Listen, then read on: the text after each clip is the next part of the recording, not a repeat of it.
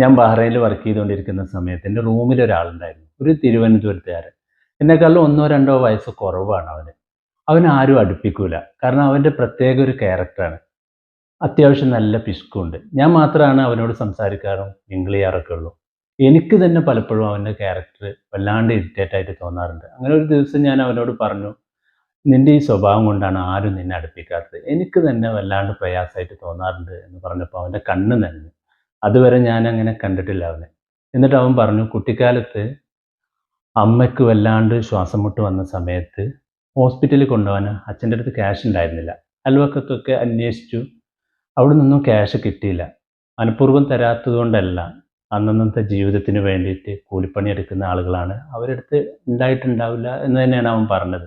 അങ്ങനെ കുടുംബത്തിൽ ആരുടെടുത്തെങ്കിലും ഉണ്ടോ എന്നറിയാൻ വേണ്ടി അച്ഛൻ പുറത്ത് പോയി തിരിച്ചു വന്നപ്പോഴേക്കും അമ്മ മരണപ്പെട്ടിരുന്നു. ആ സംഭവത്തിന് ശേഷമാണ് ഞാൻ ഇങ്ങനെയായി മാറിയത് എന്ന് അവൻ പറഞ്ഞു.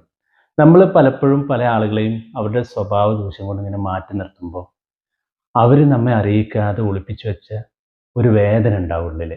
അത് മനസ്സിലാക്കി അവരിങ്ങനെ ചേർത്ത് പിടിക്കുകയാണെങ്കിൽ എല്ലാ മനുഷ്യരും നല്ലവരാണ്. മമ്മൂക്കയും വിനായകേട്ടനും ഒരു വേദിയിൽ നിൽക്കുമ്പോൾ വിനായകേട്ടൻ പറയുന്നുണ്ട്, എനിക്ക് സംസാരിക്കാൻ അറിയില്ല, ഞാൻ സംസാരിച്ച കുഴപ്പമാണെന്ന്. അപ്പോൾ മമ്മൂക്ക പറയുന്നത് ഇങ്ങനെയാണ്, സംസാരിക്കാൻ അറിയില്ലെങ്കിലും നന്നായിട്ട് അഭിനയിക്കാൻ അറിയാം. എന്നിട്ട് ചേർത്ത് പിടിച്ച് വിനായകേട്ടനെ കുറിച്ച് മമ്മൂക്ക പറയുമ്പോൾ അന്ന് വരെ കാണാത്ത വിനായകേട്ടനെയാണ് നമുക്ക് ആ വേദിയിൽ കാണാൻ കഴിയുക. അങ്ങനെ ചേർത്ത് പിടിക്കാൻ, മനസ്സിലാക്കി ചേർത്ത് പിടിക്കാൻ ആളുണ്ടെങ്കിൽ എല്ലാവരും നല്ലവരാണ്. Have a nice day.